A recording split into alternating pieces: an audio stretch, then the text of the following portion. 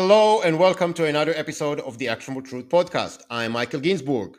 As usual with the podcast episodes, if you're only listening to the audio version on any of the podcasting apps, you may not be able to see the material that I'm presenting throughout this podcast. So if that is the case, I urge you to check out the video versions, which are available on Rumble, Spotify, and also on the Substack. Actionabletruth.substack.com. That is the best place to go also for the show notes, where this is really the only place where I'm publishing the show notes. So I encourage you to go and check that out. Now that we've got through this introduction, I want to touch on today's topic, which is digital ID. But I'm going to approach this topic from a slightly different angle and focus on the digital ID itself instead of linking it to digital currency and central bank digital currency and things like that, which is what it is the way it is commonly done. Now, the reason why I'm doing it is not that because there is no linkage between the two. There's definitely a linkage, but that linkage may be difficult to understand for people who are not across, I guess, the overall globalist agenda, who haven't been introduced to material around it previously, or maybe who are not very technically minded. So my purpose here is to focus specifically about the risks of digital ID without mentioning the concept of CBDCs at all. And also, I guess, illustrating a very, different approach to how we can counteract the push for digital IDs that is basically happening all over the world right now, and take a slightly different approach to what other people are doing or to what other discussions have been had in this space. Now, the way that this is going to happen is actually I'm going to now cut over to an interview that I gave very recently to Nicola Charles, also known as the White Rabbit. So she has the White Rabbit podcast, quite a popular podcast in Australia and I think around the world as well. And the reason why I wanted to talk to Nicola specifically was because I've come across a video that she posted on her Rumble channel, which again did not make the linkage between digital ID and CBDC, but more focus more on the specific risk in digital ID itself. And she has taken an angle in that particular video that I really, really liked and that I haven't thought about myself, and I think can be very, very effective. So to start with, let me just share that video with you so you can have a listen at what she had to say, which really, really resonated with me. All right. Like me, you will reject the notion of a digital ID, not to apply for a rental property, not to apply for a mortgage, not to have a bank account, not to enter a nightclub, and not to avail yourself of government services. And here's why. The proponents of this and those involved, the likes of Bill Gates, are provable liars. And those who lie to us about previous products, albeit they healthcare products, being safe and effective, have been busy being rewarded with damehoods and knighthoods like Dame Jacinda Ardern. Now, there's something really important you need to know about digital ID. A digital ID makes it sound like something on your phone, right? That you just say, this is me, this is my license, this is my address, it's me, because I've got it on the phone. What if someone steals your phone? Never mind. But actually it's a biometric ID, right? It's not just a digital ID. It's not a digital driver's license, a digital passport, digital banking. They want biometric ID. And you may notice they don't use the term biometric ID. They just say digital ID. What is a biometric ID? Well, it's your iris scan, one or both, your thumbprint and your fingerprints. Now, as far as I'm concerned, only criminals get fingerprinted, right? Criminals get fingerprinted, not innocent people who've committed no crime. Now, what they're not telling you is that Bill Gates, who is involved in this in Canada, in the UK, in Australia, trialed this in India on 1 billion Indians, And over 800,000 of those Indians had their biometric data, their iris scan, thumbprint, fingerprints, hacked and sold on the interweb for as little as $8 a pop. Now, here's the thing. We don't live in Minority Report, do we? This isn't a movie. This is real life. So we won't be popping any eyeballs out and replacing it with a different one because, oops, that iris scan is gone. That iris scan that was mine, is mine, has gone and committed a crime or opened a business and not paid tax or got a mortgage and I'm receiving the bills for it. That thumbprint is associated with the crime, but I am provably not in the location of the crime. That's okay. You'll spend years in court trying to clear your name. So this digital ID, really a biometric ID, which cannot be taken back. You cannot ever receive back your biometric identity once it's hacked, stolen or used illegally, because you can't change your eyeball, because you can't change your fingerprints, right? This has already been provably unsafe in India. And so why are they selling it to us? I think they want us to exist in this new digital realm that is completely unsafe. They're already using lawfare against so many of us. Do you want to spend the rest of your life in court defending an act that wasn't yours because it was associated with your biometric ID? It's going to be a scary time. And all I'm asking you to do is think back just a few years. Were you one of the early people that jumped on board with that injection rollout that was also safe and effective? If so, you might want to think very, very carefully about how quickly you jump on board with biometric. Well said, Nicola. So that's something that really, really resonated with me because as you'll notice again, she did not mention CBDC, which adds a level of complexity on top of that, right? She focused on the digital ID itself, which is the approach that I am trying to take as well. Now, before we cut over to the interview that I gave Nicola, I just wanted to touch on another aspect she said, where she mentioned the digital ID and the biometric digital ID program in India. And that is something that is actually not well known or not well known enough. So the biggest biometric digital ID program on planet Earth, okay, is not in China, as many people would, like, as you would initially assume, you know, with the social credit system and all that sort of stuff, but it is actually in India. And it has been in place for quite some time. So before we cut over to the interview itself, I wanted to play this clip of an interview that Robin from Courage is the Cure. So she's an independent journalist based in Western Australia. She's got a great program. I highly recommend it. And she did an interview with a digital privacy expert, an Australian digital privacy expert, and really a tech guy, longtime tech guy, Paul G. Conlon, who also wrote a book about this topic. And I'm actually hoping to get Paul himself for an interview as well. But here is how he describes the situation of the digital ID program in India and basically how life looks under that system. So let's see if we can play that. The other case study that I mentioned that I include in the last chapter of my book is on India. So I contrast the Australia Card experience, which was a win. The people defeated it, with India. India has, I believe, the world's largest biometric digital ID system.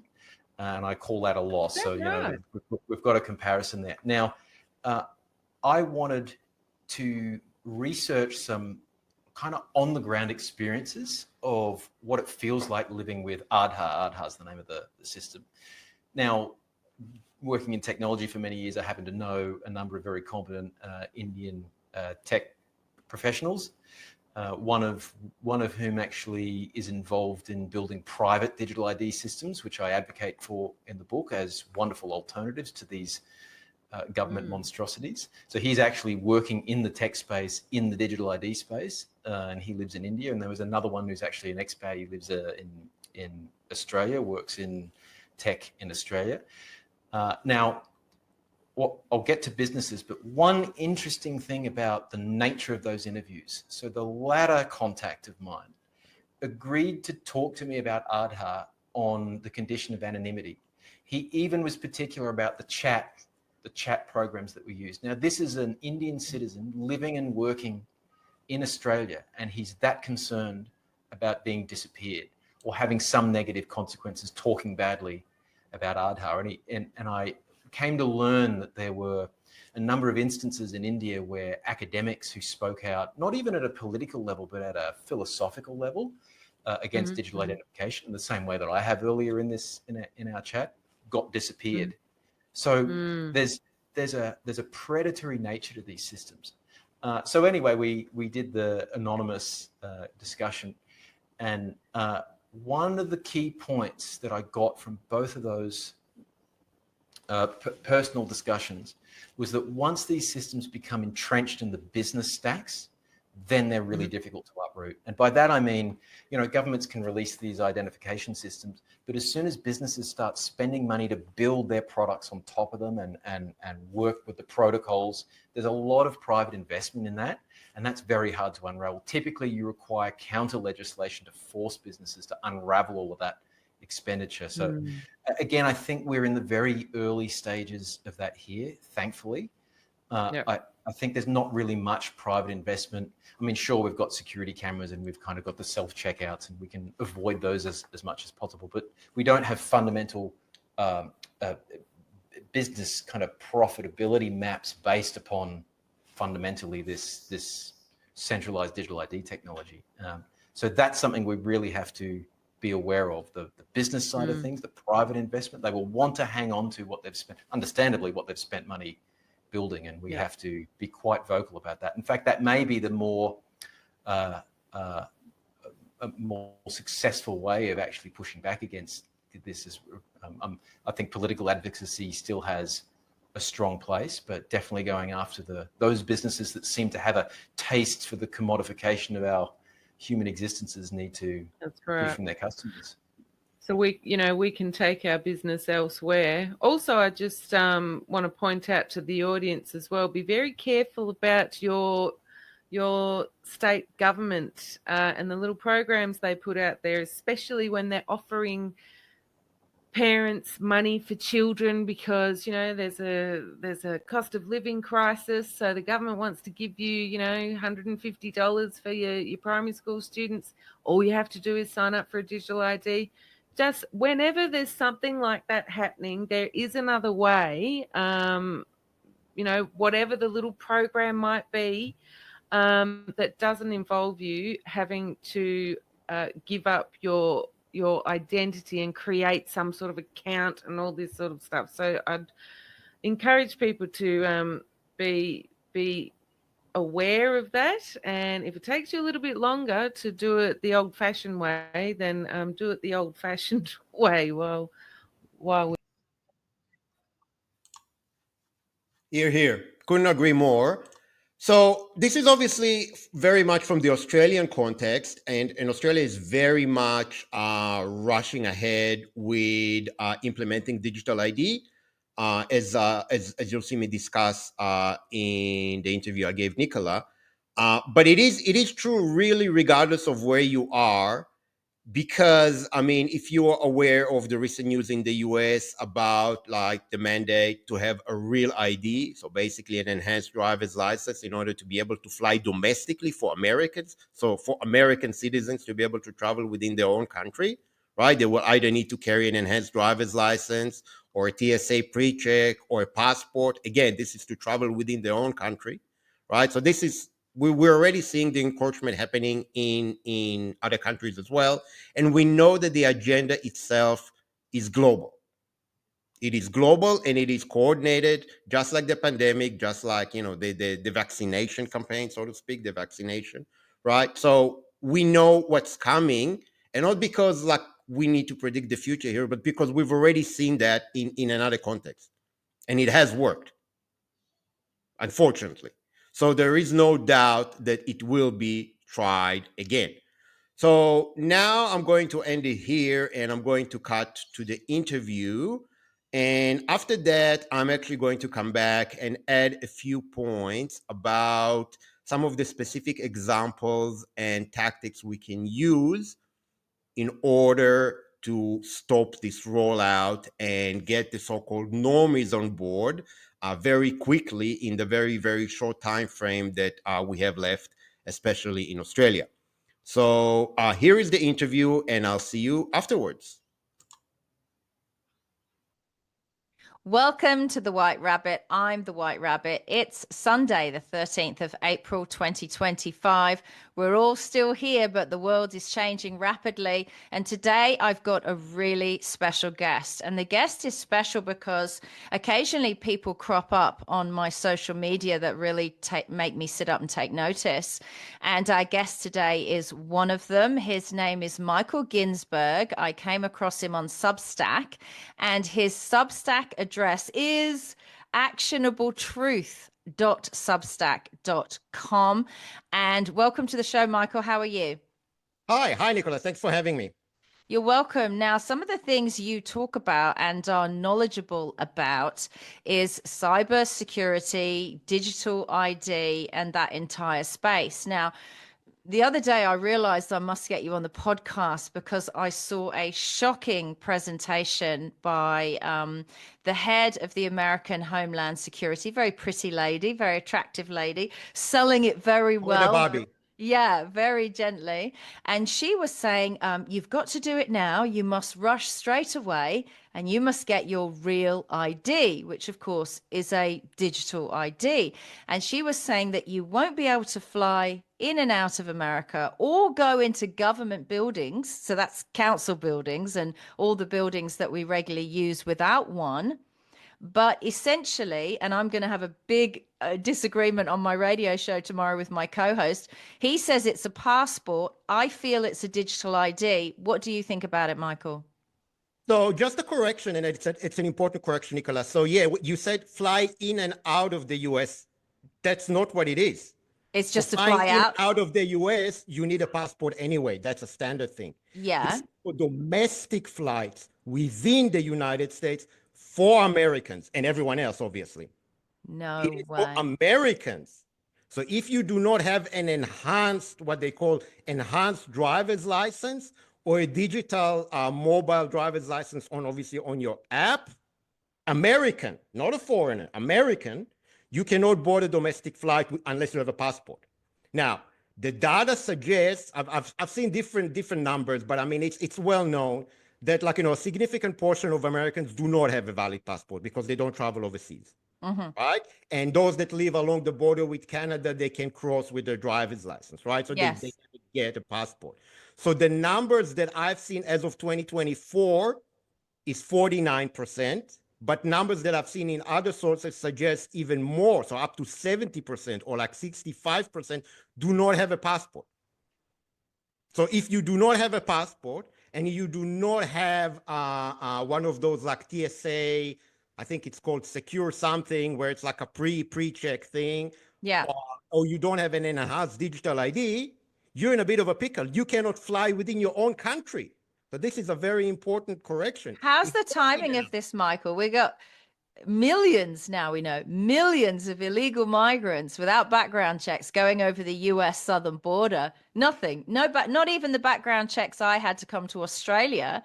And now Americans are going to be asked to identify themselves. I worry that with these migrants, and here in Australia as well, what they're creating is an underclass. And I guess I'll be part of the underclass because I won't get a digital ID.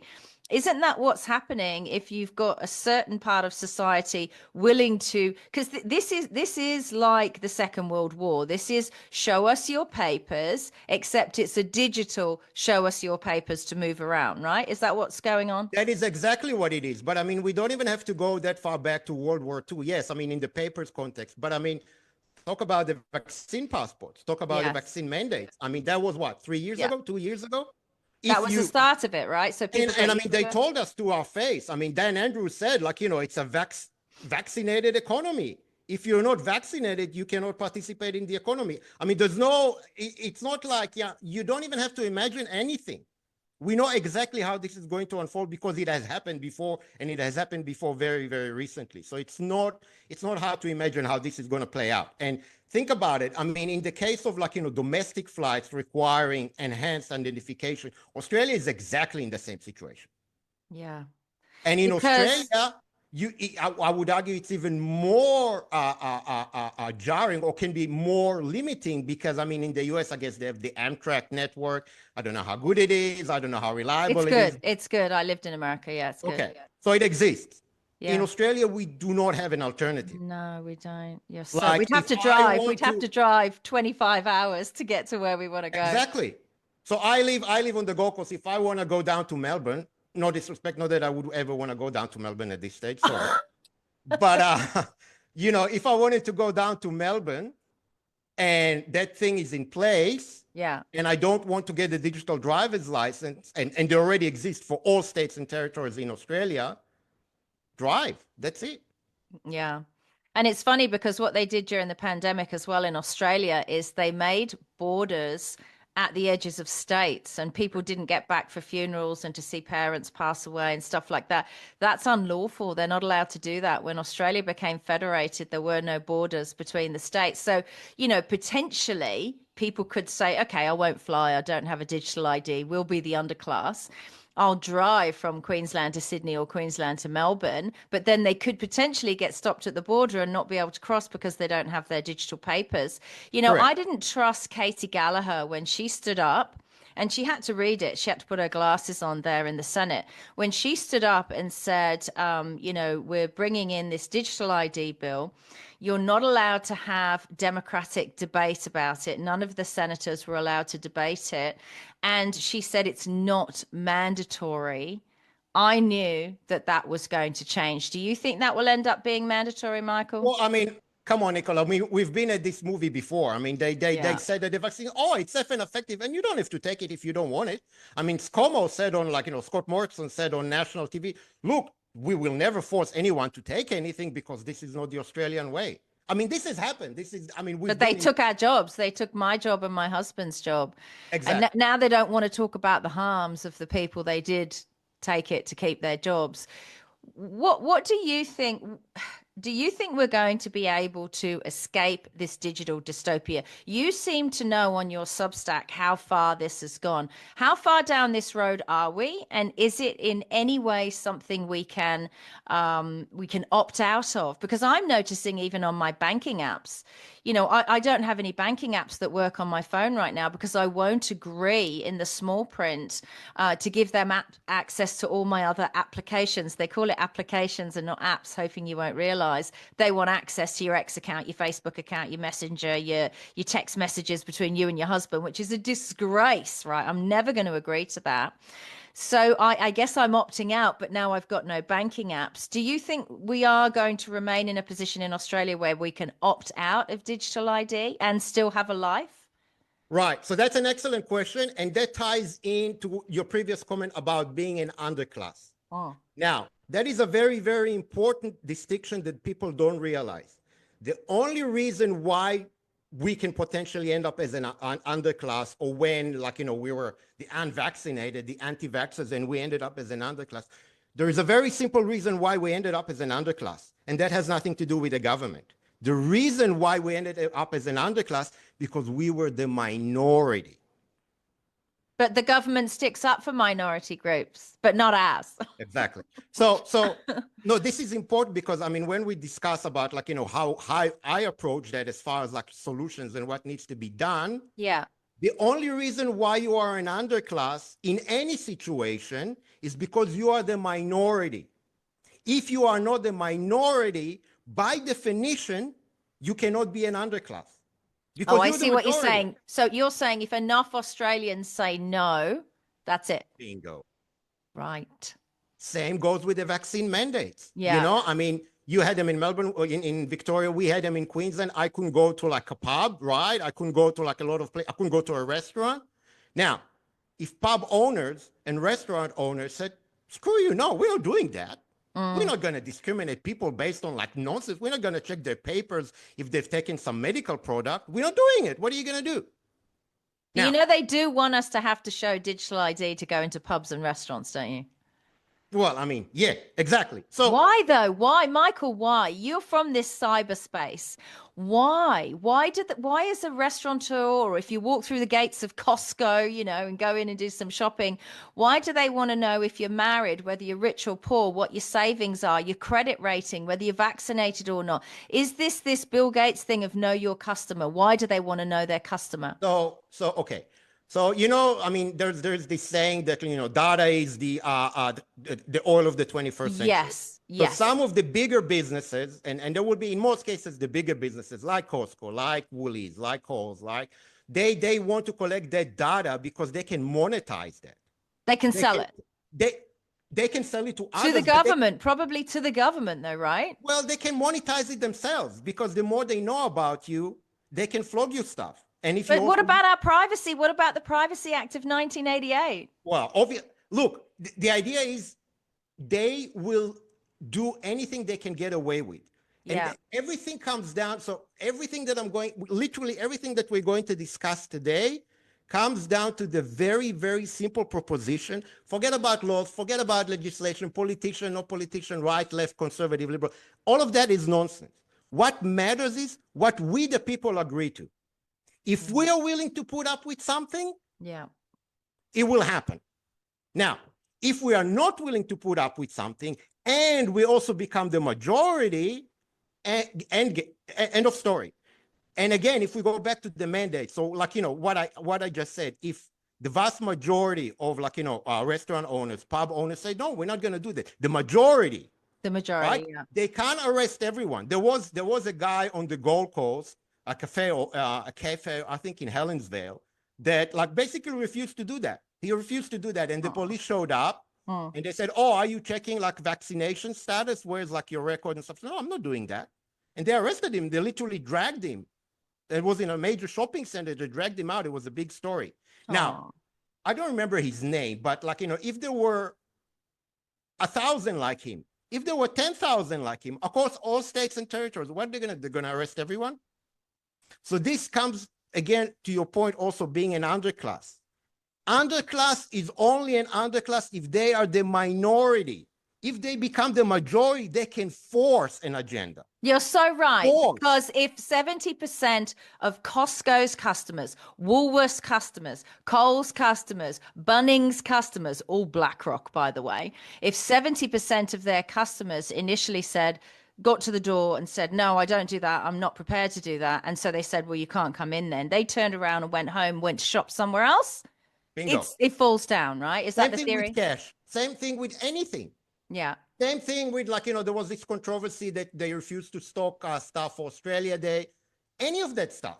Yeah, you're right. There's been a Ultimately- backtrack on that. Exactly. Ultimately, like, you know, there's two adversary groups that we're facing. Like, you know, like, I mean, I come from the cybersecurity world. We call them threat actors, right? So Okay. one threat actor is the government, Yeah. and the government relies on us for revenue. The other threat actor is like, you know, big businesses, big and small, right? Corporations. Yeah. Right? They also rely on us for revenue. Mm. Do you understand? There's a recurring theme here. Now that reliance on revenue from us, whether it's taxation or purchases, that's a weapon that can be weaponized. But in order to weaponize that effectively, you need numbers. So everything comes down to that. And Look, I don't think, Michael, that I would oppose this so much if it was about, because I was a model for years. I was an actress. I did commercials for all the bad guys, the big burger chains, the fizzy drinks companies, the makeup companies, the shampoo companies, right? If this was, so I've worked with these people. I understand how their mind works. If this was about targeted marketing, right? So they would know that I'm into vintage and antiques. So don't bother selling her anything from Harvey Norman. She doesn't like new furniture, right? She only likes antiques. So if it was about targeted marketing, I don't think I'd mind so much. But the fact that they have the ability to, I don't know if you remember stickle bricks when you were a kid, you know, those bricks that had spikes on like Lego and they could stick to each other. What they have the ability to do is stick a stickle brick that is a negative, that is a social credit downgrade onto these digital ID know your customers, meaning you can't let's say you complied and you were a good Australian. Let's say you got your digital driver's license, and I know loads of clever people who went out and did that foolishly. Or you get your digital ID and you're going to Costco and you get to the door and it's like a dystopian movie. You put your phone up and it flashes up red and you can't come in. Why? Because you said something against the Labour government on Facebook the night before. That's the additional stuff that they want to put on that they're not telling us about. If this was just marketing, I'd go, you know what, knock yourself out. I don't feel like a marketing AI program knows me better than myself. I don't like that it listens to conversations. I've been offered mattresses after my husband and I had a private conversation about needing a mattress. That freaked me out. But this stuff like a stickle brick that they can stick onto your digital ID and say, you're a problem, you're a dissenter, you're against the government, and therefore you may not shop in Costco today, you may not shop in Woolworths today. We can't put up with that. And that's the next stage they're not telling people about, right? So in order for them to do that, they have to be given the right to do that by the government. Now, that goes back to your previous question of how close we are in Australia to that, specifically in Australia, right? So let me show you a few things. All right, let's see. Let me know if you can see that. Aha. Now, this is the Australian government, August 2024. Right now, I can walk you through this, but I think you don't need to be... Please walk me through it, because I'm blind. I can't see that. Fair enough. But I mean, basically what it is, I mean, they are telling you, so you know how Shorten did like his big press conference, I think it was in the press club, about the Trusted Exchange Project. It will be the underlying infrastructure for, like, you know, basically how digital IDs will be exchanged, right? Through a Trusted Exchange Project. Now, they tell you in their own documents, and that's August 2024, right? They tell you it's going to include the digital wallet. I mean, we can get into the technical details here as deep as you want, but I don't think it'll be interesting to the audience. They tell you that it comes with the digital wallet. Now, so money, health, what else is in there, Michael? Everything. Oh God. I mean, WeChat in China, I mean, you don't have to imagine anything. It already exists. So it is the same as China. 100%. That's the end game. But I mean, that's not me saying that. That's Klaus Schwab said multiple times that China is the model.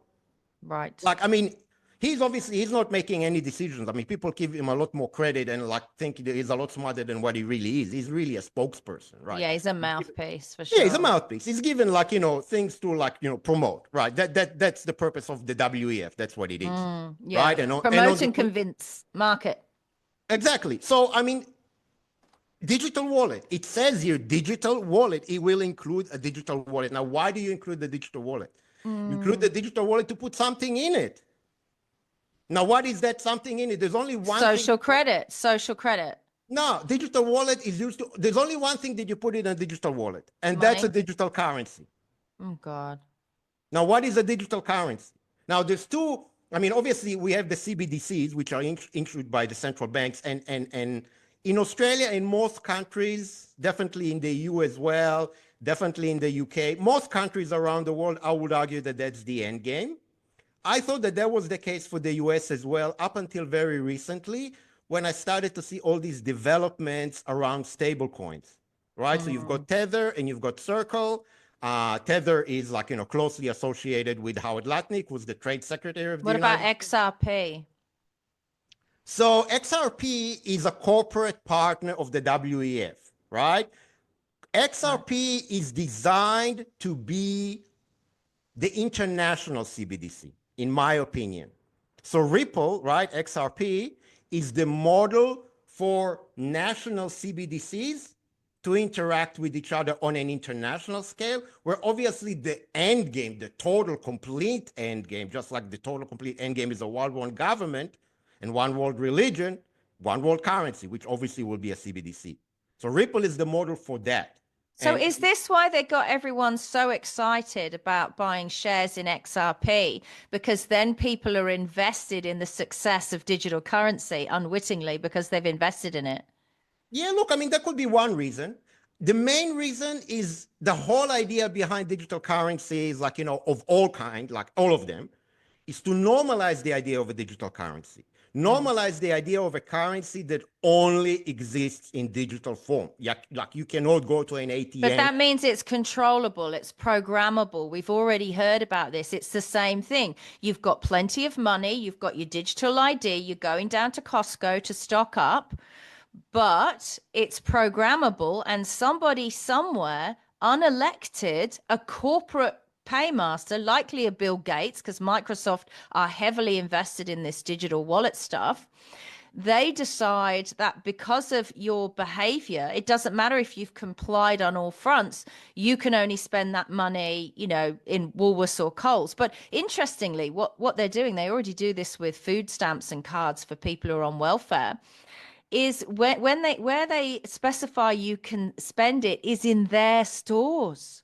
That's why they're buying everything up, the hardware stores, the supermarkets, the mega stores like Costco, because it's got to be illegal. It's got to be a monopoly, surely, that you're going to program people's own money that they went to work and earn to only be able to be spent in their stores. That's me finished, because, BlackRock doesn't own the antique stores or the vintage stores that I go to. How do they have a right to program where we spend our money? Obviously, they don't have the right. They're doing whatever they want. But I mean, it's not even just programmability. It gets even worse than that. So one aspect, and that comes like, into the aspect of managing inflation, deflation, like money cycles, all that sort of stuff. The digital currency will have an expiry date. So it could be a month. Oh, so you can't save it. You cannot save it. So basically they say, okay, well, here are some tokens for you. You've got a week or 30 days or whatever, or 6 months, doesn't really matter, to spend it, after which it expires. So they force spending. There is no saving. Like, if they need to stimulate and that like literally just at the flick of a switch. That's like they disgusting. decide, okay, well, people are not spending enough, right? And that's like putting us into like, an economic downturn, whatever. We're going to force them to spend their money, no savings. All right, take that off the screen now so that people can see us talking, Michael. Yeah. That is absolutely disgusting. That is revolting that you're not able to save this programmable money. What if like I said, what if you're not interested in spending it at their stores? I mean, really and truly, I'll tell you what this reminds me of, and I've studied this a lot. When people go to jail, in the mess hall, there are machines on the wall, like little ATMs, and they get given a certain amount of tokens a week, let's say 30, and they're digital tokens, and that's what they get a week. Wow. And then they get to spend their digital tokens only on certain things that are approved. So they can buy cigarettes, but that's a lot. That's like 10 tokens in the week. Then there's like chocolates and chips, and, they're 3 tokens or 5 tokens, or, but there's nothing outside of that, right? You can only buy what's permitted, and you would sort of expect that, right? Because they're in a prison scenario. That's what they're suggesting for us, innocent people who've committed no crime. It's essentially the same thing. It's a prison system on the outside. Exactly right. And not just that. I mean, you're talking about people in prison. I mean, let's talk about the welfare card that they had for Aboriginal communities, where they tell them what you're going to spend it on and what you can spend it on, right? And I think it also comes with the time. So like, they get like dropped an allowance for the month into like the welfare card, which is just like a normal bank card. But I mean, they have to spend, and they're not in jail. They just happen to live in an they're Aboriginal already community. doing it. They've already trialed this on the Indigenous community. Oh my God. Now, if you want to see another example of how close we are, in Australia specifically, right? Let me just see if I can share that with you. We've got to oppose this. We've got to say no. Now, I don't know if you've seen that. That's an ad that's been running now for quite a while, right? Have a listen. Yeah. MyGovID is now simply MyID, the new name for one way you can identify yourself for government services, and in the future, other places too. And you don't have to change a thing. Australian government. And in the future, other places too. Now, obviously they've had like the MyGov for a long time. Then they had like the MyGov ID, which is kind of like they promoted it as a digital ID or as a But login they dropped the mechanism. Gov. They dropped the Gov. Now it's just my ID. Yeah. My ID, and Yeah. they tell you to your face, and in other places too. They tell you. I mean, I don't They know. must think we're so stupid, Michael. Like, Well, some we're people just gonna don't get go it, do but I mean, they are Okay. telling you. Yeah. And other places too. Now, this is actually important because I mean, in Australia, this is a major, I guess, bottleneck and a problem that can happen with a lot of people. So, at the moment, in order to log into MyGov, which is like the government for people who are not Australian, which is like the federal government's online portal to like access Social Security, all that, load your tax return, all that sort of stuff, right?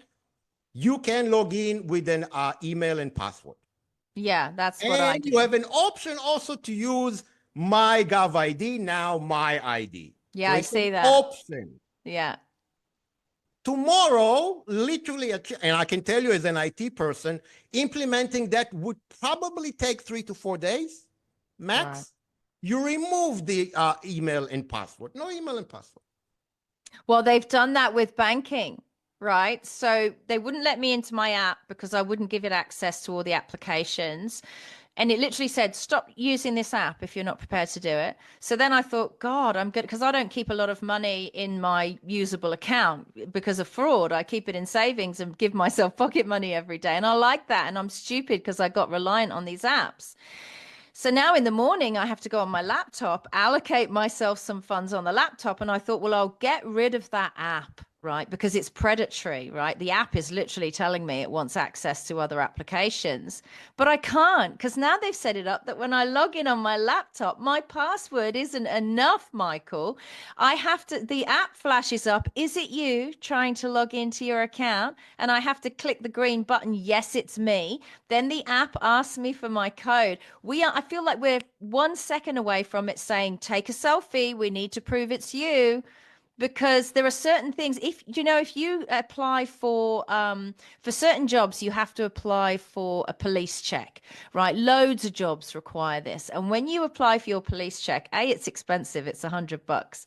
But second, the way they check you is they say, oh, now it's selfie time for the police check. Now you have to take a photo. So, they're like putting you into some facial recognition database. We are so close to that with banking and shopping and government websites. I mean, when Katie Gallagher said this is always going to be optional and mandated, do you think that's going to become a famous clip down the line? Because it's literally like we literally have been in this movie. I mean, they're not even changing anything in the script. Now, when you say that we're a step away from having to take a selfie to like access things, no, let me correct you. We're not a step away. We're there. So in Australia, there are quite a lot of banks. I mean, I can give an example, Up Bank, right? ANZ has facial recognition. It's why I left them on their ATMs. No. But there is another thing here. So Up Bank, which is Bendigo Bank, Me Bank, which is now Bank of Queensland, Ubank, which is NAB, right? This is like the online arm. Right. They are app only. Actually, Ubank has introduced, I think, recently internet banking like on the computer, but they are app only. 1. 2, in order to open an account, you have to take a selfie. You can't go into a post office and do a 100-point ID check. This is now. That is very strange you say that because I have an unused it's literally it's an emotional thing for me. It was the first account I opened when I came to Australia years ago, and it's with Westpac. And when I went in and opened that account a long time ago, and it's been operating in a small way, I don't use it in a major way. I actually use that card to buy things online because I don't keep any money in that bank account. So I can't be, again, defrauded, trying to protect myself because the digital world's not safe. Anyway, I went in, and when I opened that account, I gave them my passport, my birth certificate, my marriage certificate, a work contract, a Victorian driver's license. They have everything about me. And you know what? They contacted me the other day and they said, we need you to come in and identify yourself or we're going to close your account. And I thought, how? I don't have any other kind of identification. And then I realized, yes, I do. I'm gonna go in and they're gonna stand me in front of a wall and they're gonna want to take a picture for facial recognition, which means what? If I ever want to do anything with that original Westpac account again, I'm gonna have to prove it's me with the same photo of the same person I was when I walked in the branch, right? So we're there. So we're Exactly. there. What you just said. We're not a step away. We are there. So, like, you know, when you're asking me how close we are in Australia to that situation, we're there. Like, Can I ask you a question? You may Yes. not know the answer, but I want to ask you an important question because I'm sick of rules for some people and not rules for other. Answer me this question. What if, when I went into the Westpac to identify myself with facial recognition, I was wearing a hijab? I think they'll probably ask you to remove that. I mean, it's the same. I When you don't think they can. I might be offended, and offending minority groups is against the law in Australia. I might be offended by that. Yeah, look, I mean, I don't know. I'm no legal expert, but I know, look, I know in Queensland, for example, if you go for a driver's license and your face is covered, right? So they won't ask you to like remove the hijab, but like, I mean, if you're like, you know, if you're covered and you can only see your eyes, then that will not be acceptable. Same thing for like, you know, taking a passport photo. So that will not be acceptable. So even if you're like, you know, you do that for religious reasons, they say, look, we can take you to a private room so nobody sees your face, but we got to take a photo of your Wow. face. Because usually when you go to the post, there are only certain post offices now, by the way.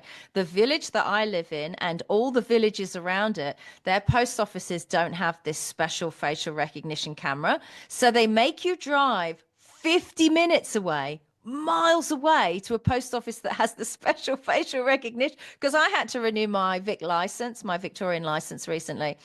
And I was so concerned about the digital licenses coming out. I did that thing where I got it for 10 years. So now my license goes until 3034, a real license that's a card. But I think I'm only going to get that 10 years, right? So by the time we get to 3034, no one's issuing me a card, right? Forget about 3034.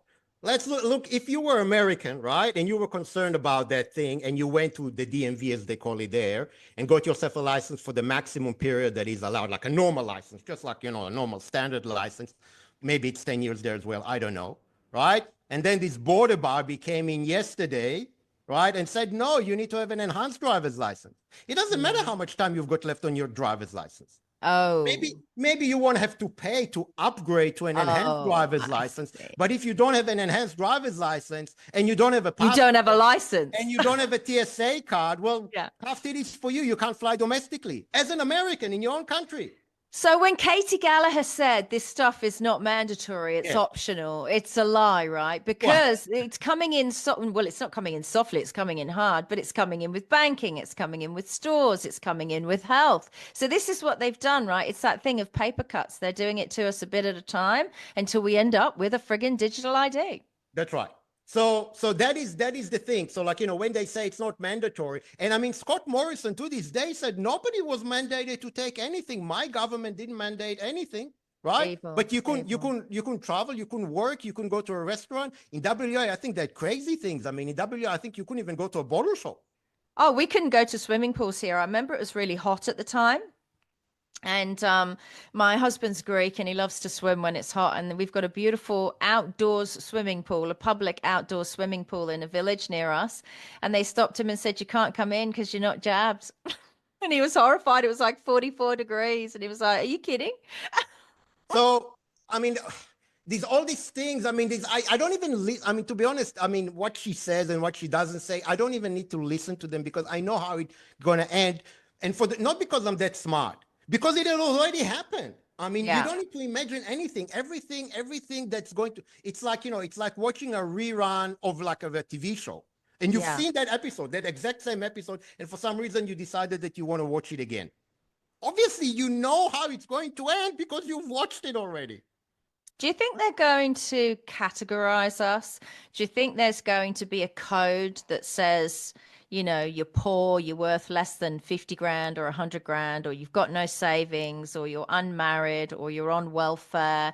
And then there's going to be a different group for like upper middle class where you own property and you've got investments. And then, of course, there'll be the billionaire class, which will always be on green because they can't commit any crimes because they're rich. And I find that really disturbing. That's the future we seem to be moving into, is we don't have a level playing field with the law and with justice, right? If you're wealthy, it seems you can get away with anything: pedophilia, mass murder, corruption, subversion of democracy. All that stuff is fine if you're rich. But if you're poor, if you use a wrong pronoun or offend a protected group, you could end up in jail. From next June 2026, you could end up in jail in Australia for 5 years because you have offended someone. I'll tell you what upsets me about that, Michael. I know this is a bit off topic, but I'd like your thoughts on it.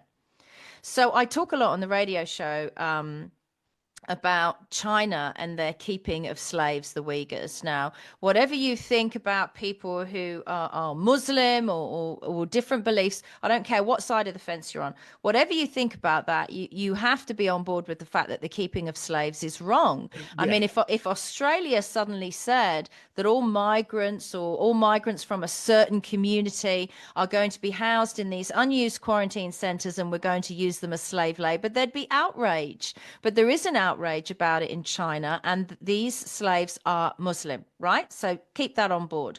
Now, Nike and Apple, two massive brands. My husband was watching the Masters golf from Augusta this morning on television, and they're all wearing the Nike brand. For me, that tick means, yep, I agree with slavery.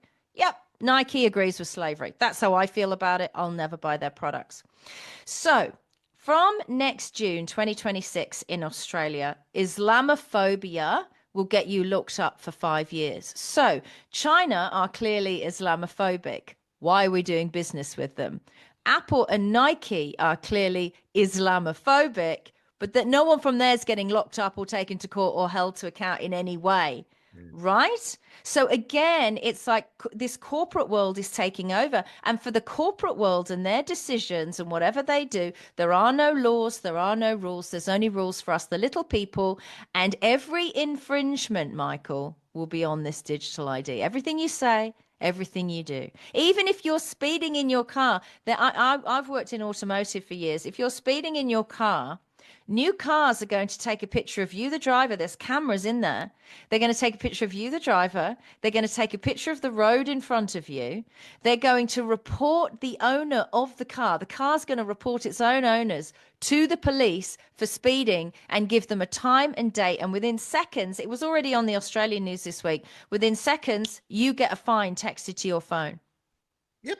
And obviously when the money is all digital, right? I mean, there is no, like, so they'll just take it. That's another thing. They'll just take the money. Oh my God, that's like that short film, Michael. Have you seen that short film about an Australian dystopia? It's quite funny. Yeah.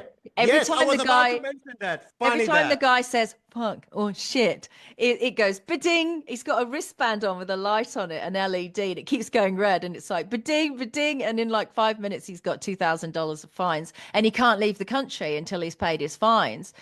We're literally going there. That's not a joke. And another important thing there in that particular video, the whole society, the way it's run, there are no police.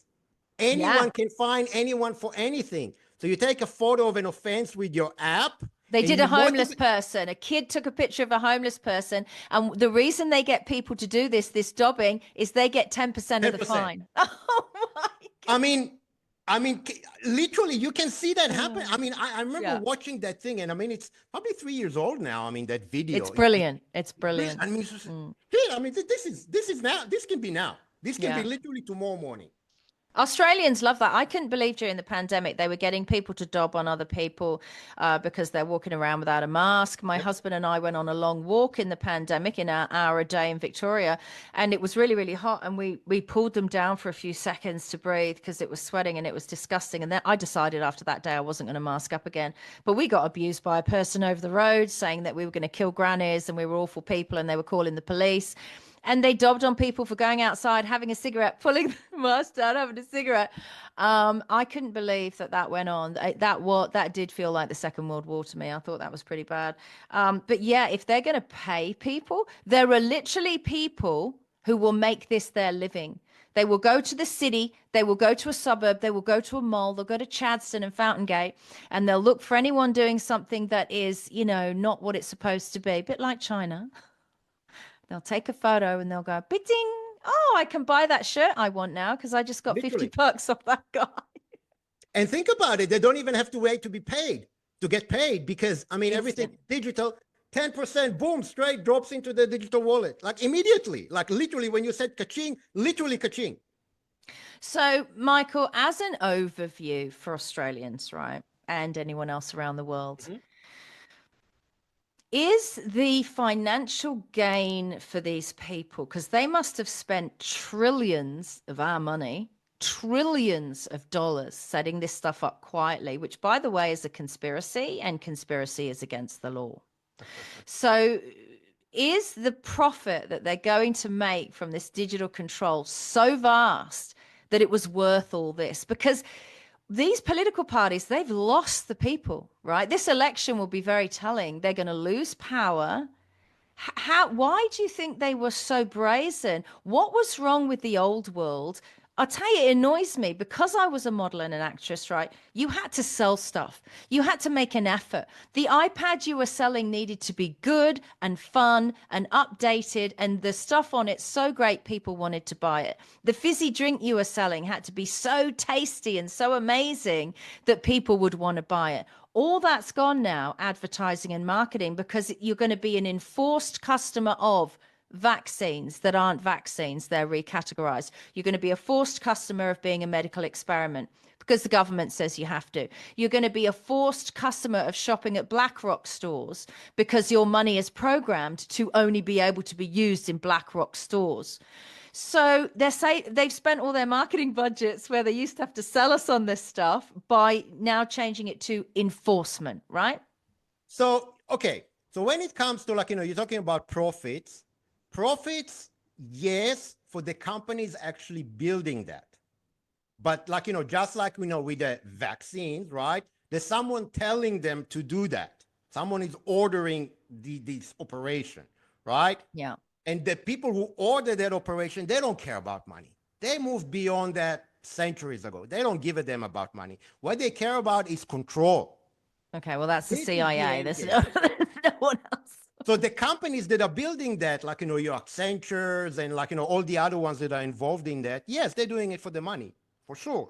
So I see what you're saying. So what you're saying is these corporate entities doing this, the Larry Ellisons of the world, let's say, they're being permitted to make enormous profit to bring in these control management systems because the government wants them, but the government doesn't want to be seen to be the one bringing it in. Is that right? No, the government doesn't have the capability, right? Right. Governments. But they want it. They're driving it, though. Correct. And obviously the governments are, well, maybe middle management. There's obviously bodies above the government that tell them what to do. So, obviously, Albanese, and the guy is literally a literal retard. He doesn't make any decisions. He's literally a retard. Yeah, yeah. So not that the other guy, the potato head, is any better, but so the governments, they have no capability to do that, right? Or they don't have the money to do that, or whatever, right?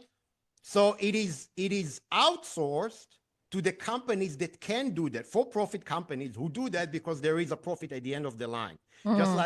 Just like Pfizer and Moderna did all these injectables, right? For the Department of Defense, not so much because they are evil. Yes, they are evil, but there is a profit at the end of the line. But all of these for-profit companies, right, that make the injections and make digital ID and all of that stuff, they are usually spearheaded and promoted by the likes of people like Bill Gates, who became famous for not for profit. So they slipped into the global consciousness being not-for-profit good people. Hillary Clinton, the Clinton Foundation, Yeah. George Soros, the Open Society Foundation. We are not-for-profit. We just want to help people. While in the background, the massive conspiracy going on of for-profit, and if it kills you, or enslaves you, or entraps you, or programs your money so your life is changed completely, and you essentially, this place essentially will become an open range prison. Australia's going to go back to being a penal colony. Is that what they're trying to do, Michael? That's the end game. That's the end game. And unfortunately, I mean, I don't know how it is in other countries. I think Canada is similar in some sense, but I mean, you know, I obviously, like, you know, as you can tell by my accent, I wasn't born here, right? So I came to Australia about 20 years ago. And one of the observations that I had pretty much straight away is how, like, you know, for a country that was kind of built by convicts, right, or was built as a penal colony initially, how obedient everyone is. I know, right? Very, like, they do what they say, they're what they're told, and like everything is like, you know, the government is, they always take care of us. If we make a mistake, they're like, government is like our mommy and daddy, right? So they're gonna take care of you, right? So there's this very strong psyche of obedience in Australian society. I don't get it, because the Brits and the French, we revolt. We take to the streets. We say no. You know, we fight, right, in Europe. Although I don't know if they're fighting much in Germany. I know they're pushing back in countries like Poland. They're pushing back I saw in Greece, there were mass protests, definitely in the UK, definitely in France. I think there was protests in Spain as well. So we're more likely to fight back in Europe, but I don't understand the Australian mentality either. I thought Aussies were tough. You know, I wrote a book about it, how impressed I was with people that would come to the New World and start normal lives with the spiders and the snakes, right? The most deadly creatures in the world, particularly where you live in Queensland, Michael. You know, you've got like the top 30 deadliest tiny little creatures in the world. I mean, the funnel web spider absolutely terrifies me. I saw one once. Tiny little thing that looks like a violin and you'll be dead within 20 seconds kind of spider. You know, how have these people, you know, they drive around in their utes, their big trucks, and they've got the off-road tires and they're all tough, and they'll say, yeah, mate, whatever. And they seem pretty, you know, they call each other the C word, and apparently that means they like each other. You know, they appear on the outside like a tough society, but when it comes to government, they seem to lay down and be walked all over. It's very frustrating. Is it frustrating for you? Yeah, look, I mean, I think it's a whole discussion in itself, but I think the reason that this transformation kind of happened in Australia, and it happened in a lot of other countries, is when, like, you know, obviously people initially were farmers, they lived on the land, and they had to be tough because living on the land is very tough. And as a society becomes more and more urbanized, they become more obedient, and because they become more dependent, I guess, on. And I mean, I live in a city as well, so I mean, I can't really speak much, but I mean. But I understand like the risk in that, right? And I'm trying to kind of do things in my own way to like mitigate that risk. But that's basically what happens. Another thing is in Australia, in the Australian context, and also in the Canadian context, is history, right? Yeah. People who never lived before ever under tyranny, they don't understand when tyranny is encroaching. They can't like they don't recognize it. If you've never seen something before, yeah, right? For example, you gave that example of the funnel like spider. If you don't know what a funnel spider is, and like, you know, that thing comes at you, okay, it looks scary, but you don't know that it's deadly because you don't know what it is. You've never seen it before. Yeah. So the same thing goes with encroaching tyranny. And there's a very, very good video. I think it's from an interview that Michael Greg Griffith did with a lady. I don't know her name. I wish I did, but was it the nurse? No, the lady that grew up in Romania under Trump. Yes. And I've seen many stories like that from, you know, World War II, where they've said, we saw this coming. We knew this. Yeah. I mean, it was the show us your papers. We're there again. It's just your papers are on your phone. It's as simple as that. Exactly. And what we need to do is say, we're not prepared to comply. It's a step too far, right? We understand. Look, you know, like I said, if you want a police check for whatever job you might be doing, and people can work with children in Australia, they get a working with children's check. And I understand, I mean, from what I can see, when you and I came to Australia, Michael, there was a lot of checks. Because I'd lived in America, I had to get an FBI check. I lived there for 7 years. And because I was British, I had to give over a Scotland Yard check. They took 4 months to come. It held up my visa, took 4 months to get to the Australian government. Pretty sure these new migrants are not getting all of these background checks. So I understand why working with children and a police check, they might need to say, we need to see your passport or we need a photo or stuff like that. But don't tell me you need a photograph of someone to go into a supermarket. It's a step too far. Yep. I mean, no argument for me. I think, look, and that kind of everything boils down to the psyche of the population. And I mean, even again, to give you again a perfect example, because I mean, we don't have to theorize anything because we've seen everything happen. Yeah. So during the time that really like the vaccine mandates were really in vogue everywhere around the world, where specifically, I guess, like I'll give you an example in Europe where it didn't really kick in. They were not able to enforce that. Sweden was one, wasn't it? Eastern Europe in general. Why? And because people lived under tyranny there. Like it's still a generation that remembers what it's like to live under communism. They've seen it. If they haven't experienced it personally, their parents definitely did. I remember I saw a clip at the beginning of the pandemic. It was from Poland, and they did a pots and pans protest. So they walked the streets with a pot and a wooden or a metal spoon, and they walked around the parliament, thousands of them, tens of thousands, and they banged, banged, banged and made as much noise as they could to say no. And it lasted 4 days until the government said, fine, we'll drop the mandate, stop banging the pots. And it worked. But it's even deeper than that. I mean, the psyche of people, and I mean, I can tell you as someone from an Eastern European background myself, even though maybe I don't look like that, but there is this psyche very deep ingrained. It's almost like fed to you through your mother's milk. It's like there is an adversarial relationship with government. Always. That is like you do not trust the government. The most basic psyche in like every Eastern European person who grew up like during communism is the government is the enemy. You try kind of the best to like, bypass the government. Not only not rely on them, but actually not have any interaction with them at all. Small government, yeah. And ideally fool them, even like try and go against them, like, try and avoid like, taxes, try and avoid getting permits, doing things under the table, paying cash, black economy is huge. And it is something that is ingrained in the psyche of people. And I mean, that clip like of that Romanian lady, it is brilliant because she's telling you like, we lived through this. This is what we did. We know that governments are the biggest killer of people. Like communism, in 100 years of communism, that's what she said, they killed 100 million people. Like they know that. So it is like, and I mean, she was probably like, I don't know how old she is, but when Ceausescu fell, she was probably a young girl, So she's not like she lived her entire life through like, communism, but her parents did.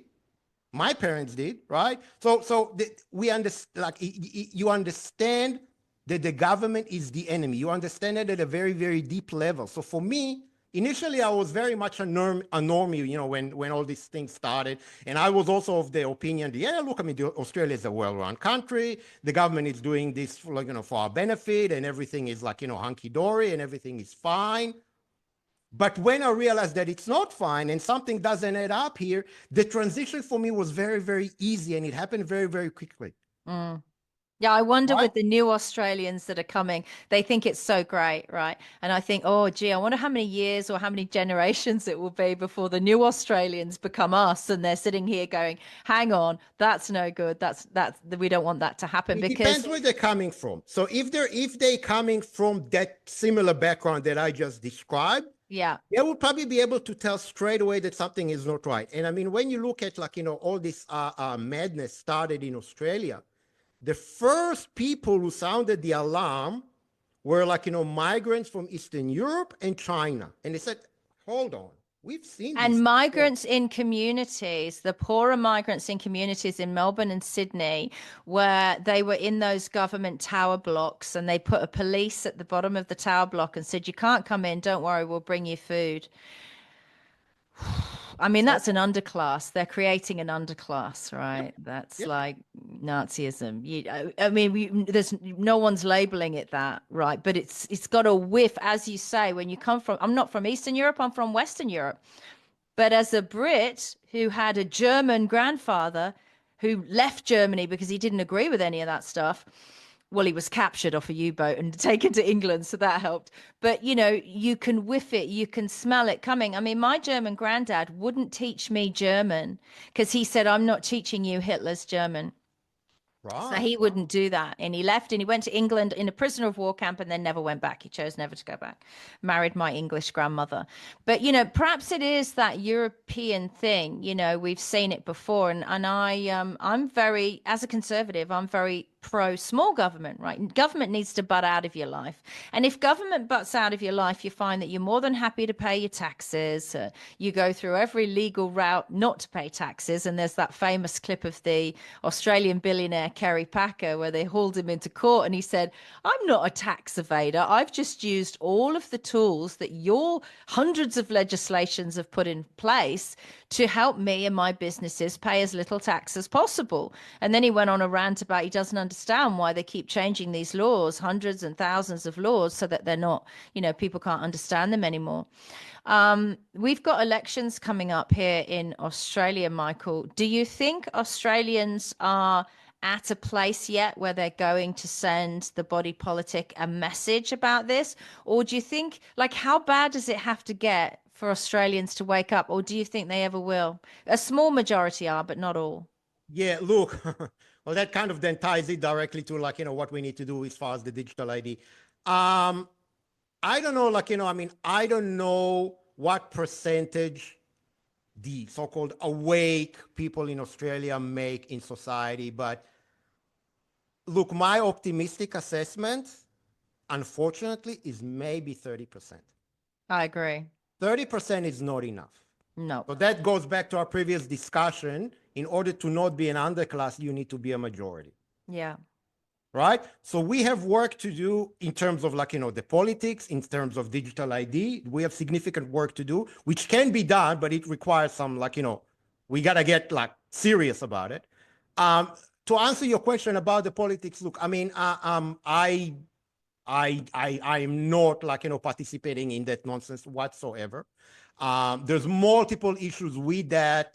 A lot of them stem from how the votes are counted in Australia. Yeah. Right? How all the postal ballot system works, which is even worse than what the US system is. Preference systems. The preferential system. Yeah, look, I mean, the preferential system is good. It can be good and it can work well, provided the counting is accurate, transparent, and auditable. And in Australia, it is neither of that. No, you can't audit. They just Nothing. say, oh, Anthony Albanese won, and we have to go, no. Correct. So that two-party preferred and all that sort of stuff. Ultimately, I don't know who said that. I think maybe it was even Goebbels who said, the person who actually decides the election results is the one who counts the votes. Yes. Yeah. Right. Someone said a quote last night. I'm trying to find it. So I'm unfortunately not optimistic. Most people in Australia don't even understand how the preferential system works, even though there's been a lot of videos they've been done. I mean, Toffer's videos are pretty good. I mean, they've gone viral and they're pretty good. But I mean, I think his latest video, he's highlighted a very valid problem. So basically, when he was a Senate candidate, I think for the Libertarians in Tasmania. So what happened was, people will put the Libertarians as number one, but they will put the Liberals as number two. So the Liberals get the vote. Obviously. So people don't even, you have to Don't put Liberal or Labour anywhere. Don't put them on there at all. If you put them on there in pen, it's going to them. I saw someone use a quote last night in something I was watching by George Orwell. And George Orwell said, to see what is in front of your nose is a constant struggle. Can you believe that? How true is that? This is in front of their faces and Australians can't see it. Michael, we're getting towards the end of the podcast. What would you like to say before we go?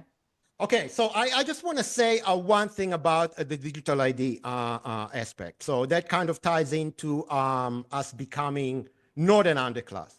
So as I said before, most people in Australia don't understand like what's going on. They just don't. Nope. And at this stage of the game in the development of the digital ID, we do not have the time to teach them.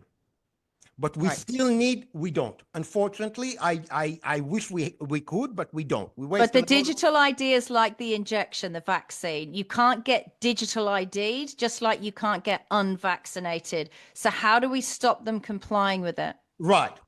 So we, in order to achieve results fast, and the focus is on fast, we cannot talk to their rational mind. We can only talk to their emotions. And as we've seen very recently with the pandemic, we've seen throughout history, there is no human emotion that is stronger than fear. Right. So we need to prime them now before it starts being mandated, before what they did in America yesterday becomes the case here as well. If you don't have a digital driver's license, you can't travel domestically in Australia. Yeah. We need to prime them to be scared of digital ID. Wow. Like literally terrified, petrified to a level that they'll be willing to sacrifice their convenience, potentially their livelihood, right? Yeah. In order to reject that. So basically they need to think, okay, well, if I agree to digital ID, and it doesn't have to be like our narrative that obviously digital ID will lead to a CBDC. That is a complicated thing for a normie to understand because both digital ID and CBDC are quite complicated concepts, and the linkage between them is even more complicated. So they just need to be scared of this online thing, the internet thing. Well, Now, I've had an idea about that, and you tell me what you think. So Right. I've thought about, I have quite a large 4x4 car. I've thought about getting produced, paying for, and sharing, and anyone can get it if they want it. It costs like, $8, I think. Designing a decal to go on car windows, and it says, imagine if on the back of your car window was your full name, date of birth, address, credit card number, vaccination status, children's names, and all of that stuff, right? Passport number. And that was all on the back window of this car as you're driving around. That's digital ID. brilliant. Love it. Love it. The only thing, and that's, I'm putting my digital marketing hat on that, the reach of that will be quite limited. Yeah. Even if there's a lot of cars so basically we need to use the digital channels Yeah.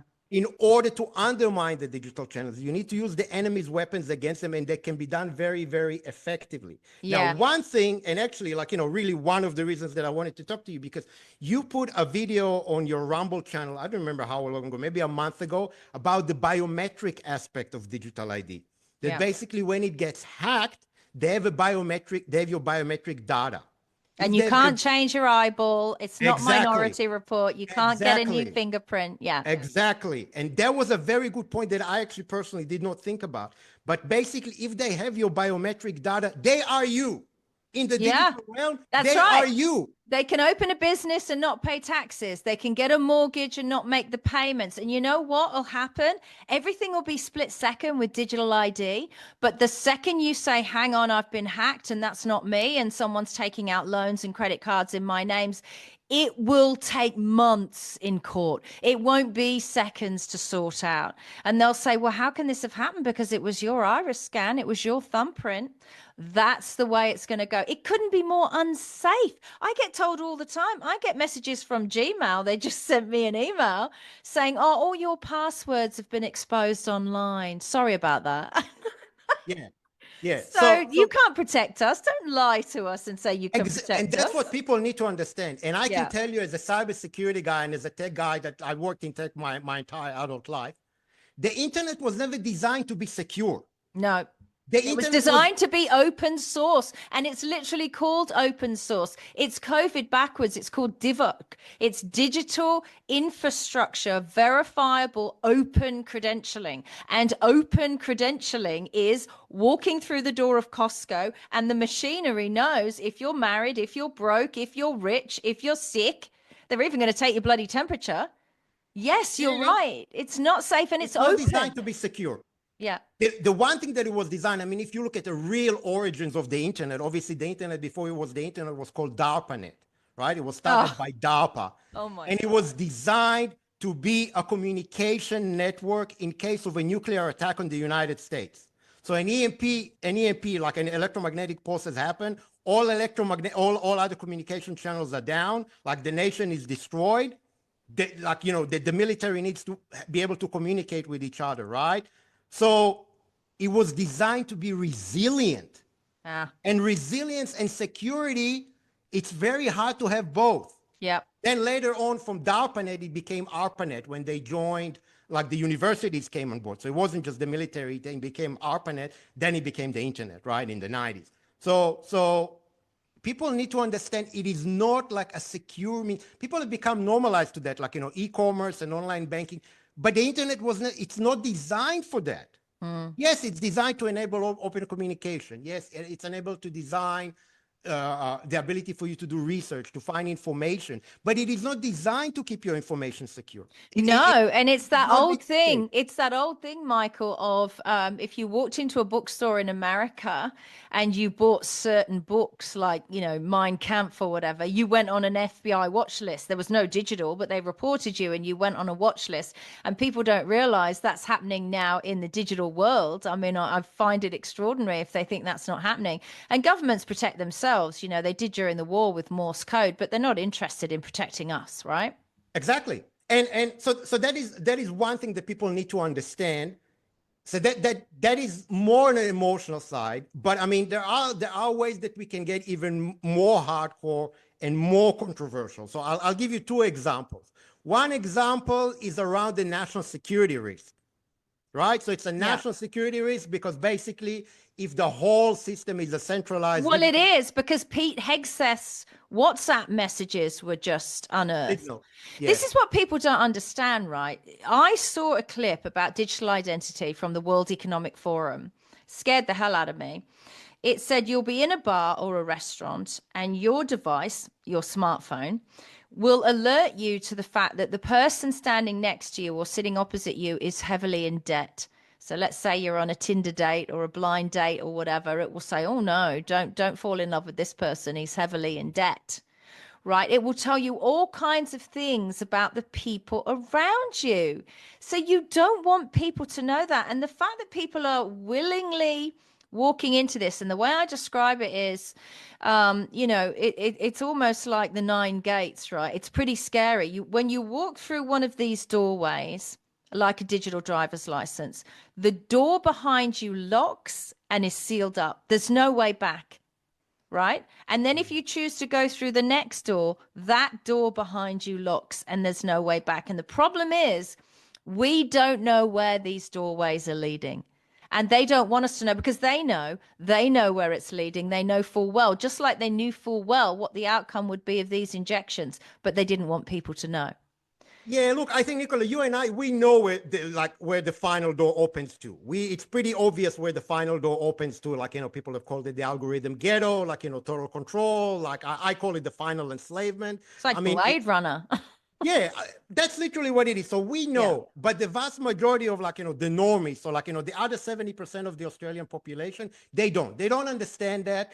And look, I wish we had the time to teach them, but we don't. But we still need them to do the right thing in order for us to be the majority so that we do not become the underclass again. Now, my new mission, thanks to you, Michael, is that the awake become the majority.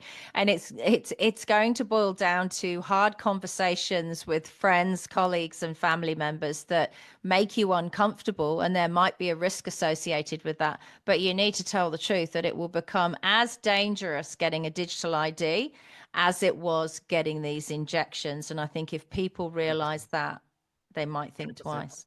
One other angle, and I guess we can end on that, and that's probably the most controversial angle, but it will work, right? So it's very, very easy for someone who like has deep Christian beliefs. It's very, very easy to position digital ID as the mark of the beast. Very, very easy, because I mean, literally, I'm looking at the quote here. So that's Revelations 13, 16 to 17. And he causeth all, both small and great, rich and poor, free and bond, to receive a mark in the right hand or in the forehead, and that no man might buy or sell, right? Buy or sell, save he that had the mark or the name of the beast or the number of his name, right? So if you position digital ID to a Christian person as something, okay, well, it's not going to be on your forehead, it's not going to be on your hand, at least not initially, but it is the same thing, you may get their attention.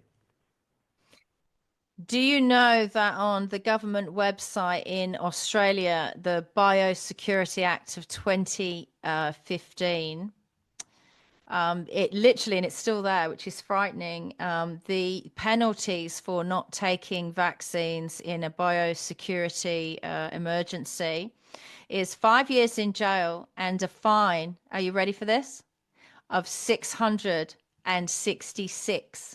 Yeah, good point. So listen to me, right? Some of you allowed yourselves, and probably regret it, to become a medical experiment on government advice. Let's make a pledge to not become a digital experiment on government advice. Thanks for joining the show, Michael. I really appreciate it. Thanks for having me, Nicola. You're welcome. We'll talk again. You've been watching the White Rabbit podcast. I'm the White Rabbit. That was Michael Ginsberg. We'll do this all over again in a couple of days. See you then. All right, welcome back. So hopefully you found that valuable. I just wanted to end this episode just with a few more points that we didn't get the chance to discuss, and I think they are important.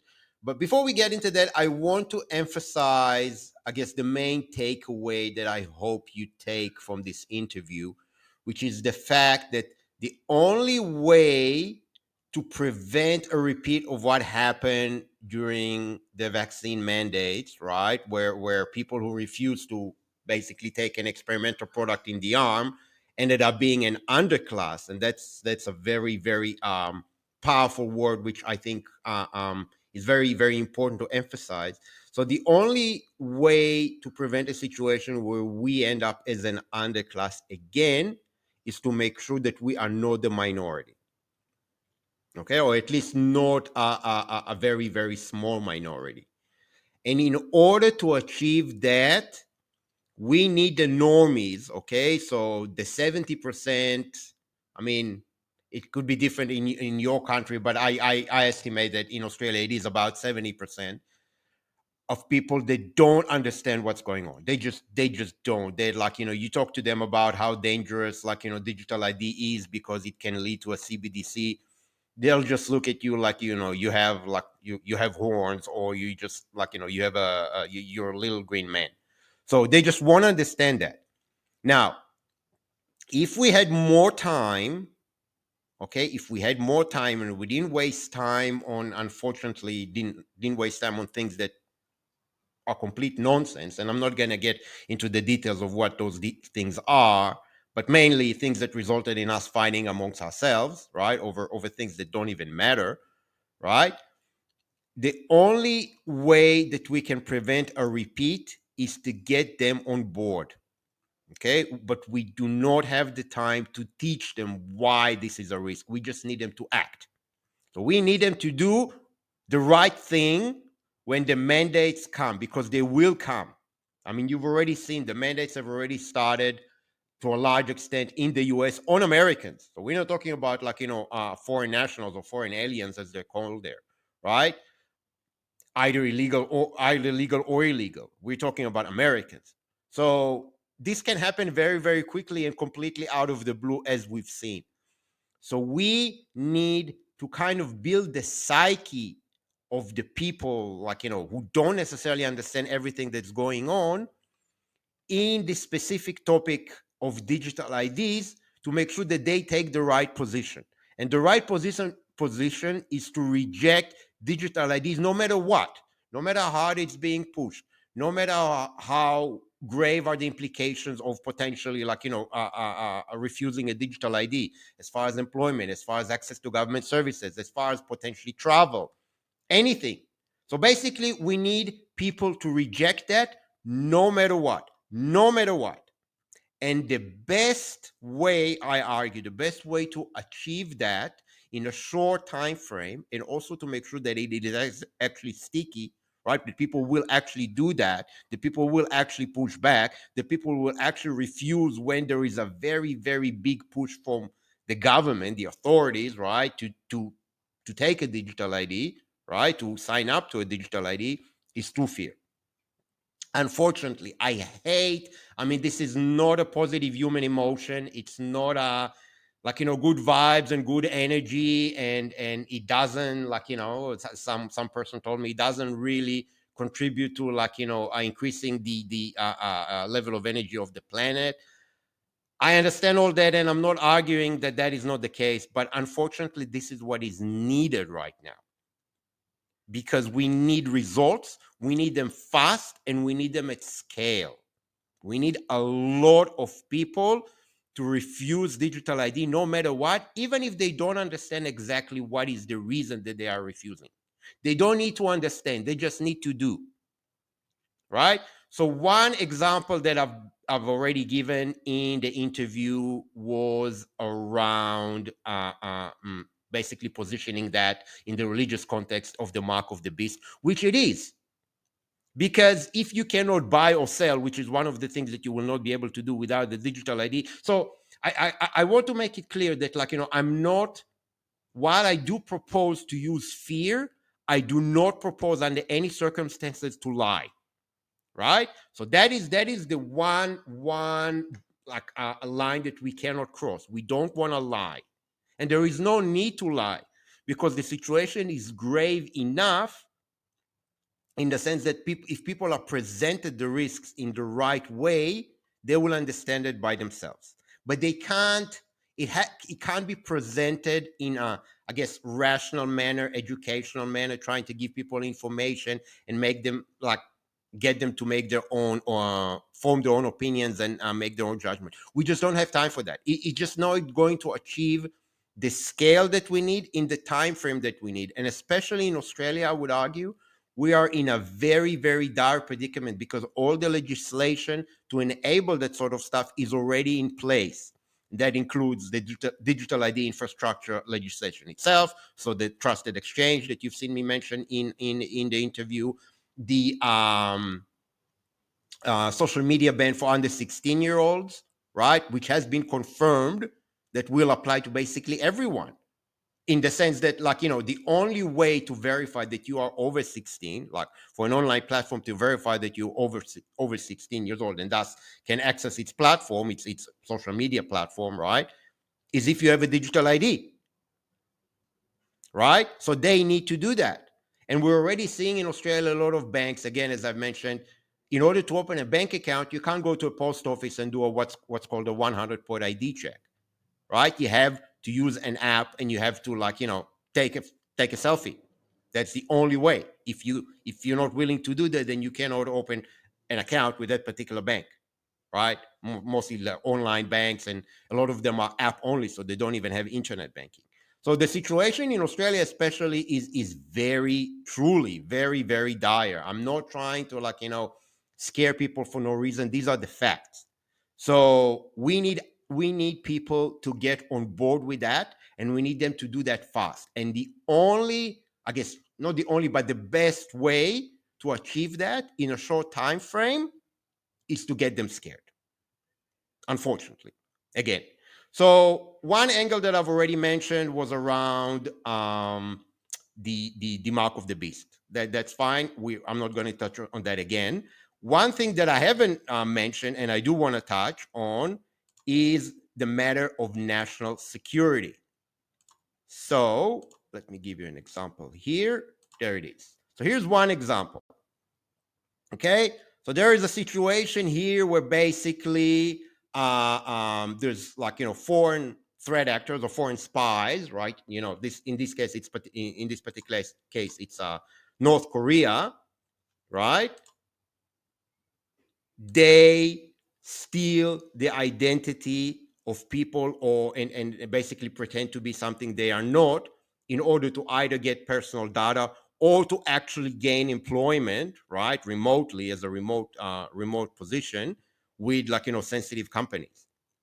Okay, so that is right. That is a significant security risk. So that already exists now. But imagine how much worse it will get if everyone's ID is digitized and is located in basically stored in a central database that is either managed by the government or managed on behalf of the government. I mean, in Australia specifically, one example that I can give that is similar is a few years ago, we've had all our health records digitized, and it's called My Health, right? Interesting, My Health, My ID. You can see there's a theme here. And it's all basically stored in a centralized government database. Now, you did have at the time, and you still do now, I think, have the option to opt out. And I did opt out at the time because I understood the privacy risks. But with this one, you won't be able to opt out. With the digital ID, there is no opt out because the whole society revolves around having a digital ID. So you are forced to have that, right? If not enough people reject that, right? Or if you let the government force you into that, and then it gets hacked, and everyone's identity gets stolen. Everyone's. And as Nicola said in the video that I played before the interview, this is biometric data. So this is a digital representation of your retina scan, of your fingerprint, of your face, right? If someone can steal that digital representation and use it elsewhere, for all sense and purposes, in the online world, they are you, and there is no way to prove that they're not you. Like, they are you. So imagine if a foreign country or, like, a terrorist organization stole the digital biometric representation of every single person in that country, right? So that's pretty bad, as you can imagine. So that is one important angle. Another important angle that I want to highlight is the angle of massive financial loss affecting a very, very large amount of people. And again, this is not me exaggerating. This is something that has happened and can happen, but a lot worse. So here's an example of something that happened in Australia literally this month, I think last week, where basically a significant portion of retirement funds in Australia, what's called superannuation funds, so I guess that would be equivalent to 401k or IRA in the US. So significant portion of the biggest like superannuation funds in Australia have been hacked, right? And the accounts have effectively been emptied. Right, so here is just a short news report that's from Legacy Media that discusses that. All right, so let's have a look. Good afternoon. As we come on the air, Australians across the country are checking their super balances to see they appear empty after a massive coordinated attack on the largest superannuation funds. Finance editor Chris Kohler is live following this story. Chris, good afternoon to you. How many customers appear to have been impacted? Well, thousands have been caught up in this breach. Rest says 8,000, Australian Super says 600. Part of the problem here is the chaotic nature of the information being shared to members. I mean, really concerning is that Australian Super confirms that at least 4 members have had their funds stolen. The funds are working with those people, but the worry here goes much further because large numbers of people are logging in and seeing their balances at $0. I can reveal they are now being told that that is actually a glitch due to their servers being overloaded. Now, obviously, they are concerned because they can't get through to their super fund with call centre wait times now sitting at over an hour. Super Consumers Australia says they've been warning the funds about poor security for years.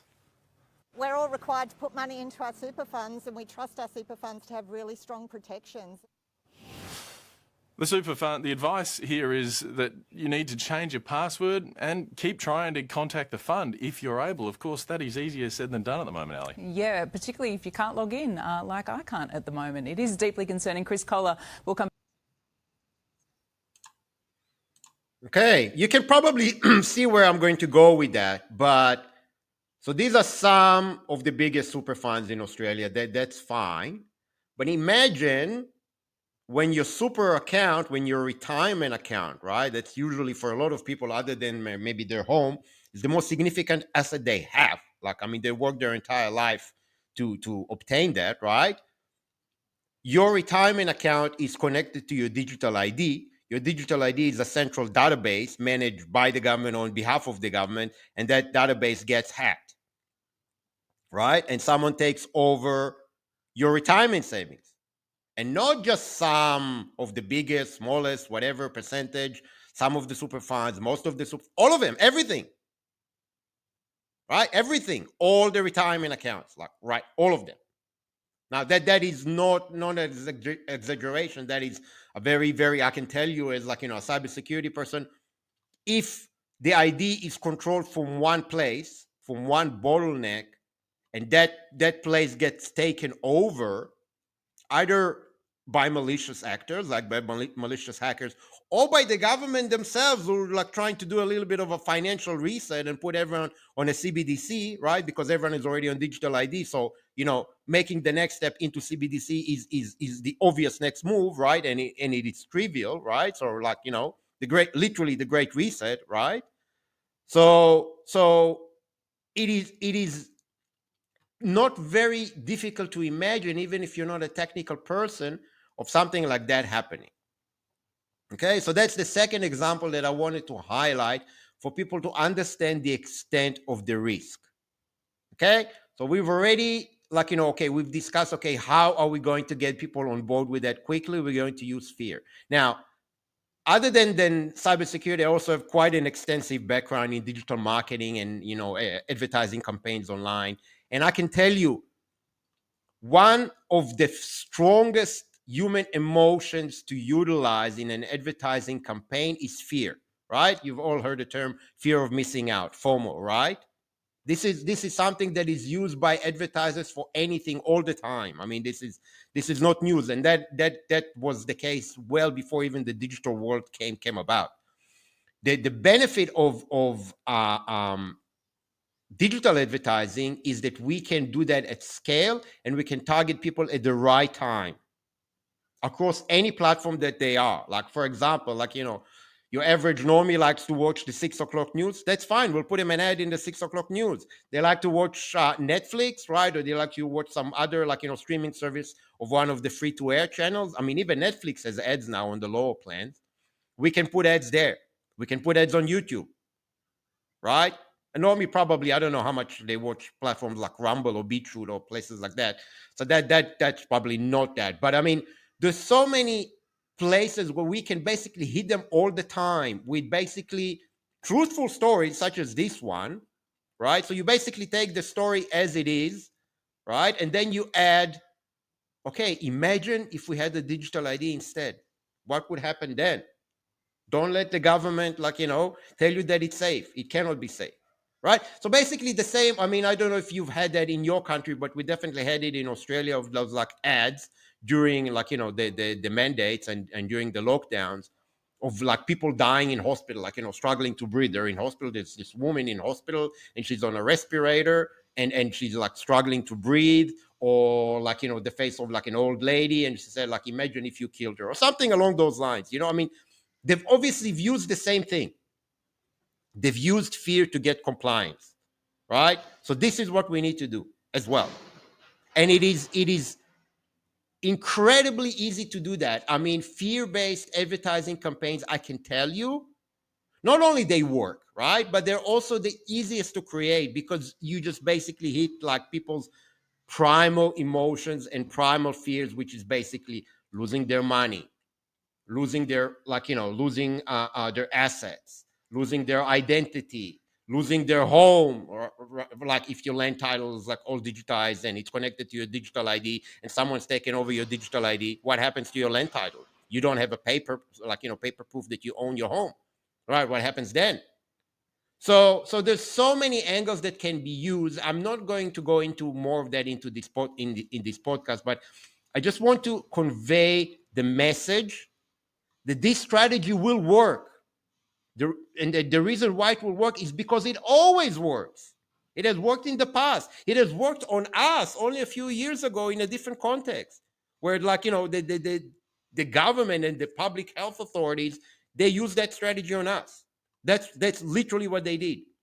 So we can do the same thing in order to achieve what I would argue is a noble, like, outcome and a noble goal of making sure the digital ID rollout does not succeed.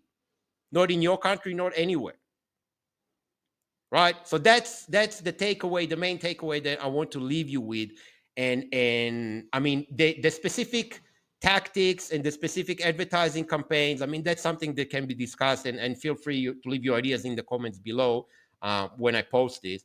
But I just want to convey the idea that this is what needs to be done, because we need results. We need them fast. We need them at scale. And it will work because it has always worked. It's guaranteed. It's a sure thing. Okay? So that's the message that I want to leave you with. And hopefully you found it valuable. And I look forward to hearing your thoughts. So thank you very much. Thanks for listening. Thanks for watching. Bye for now.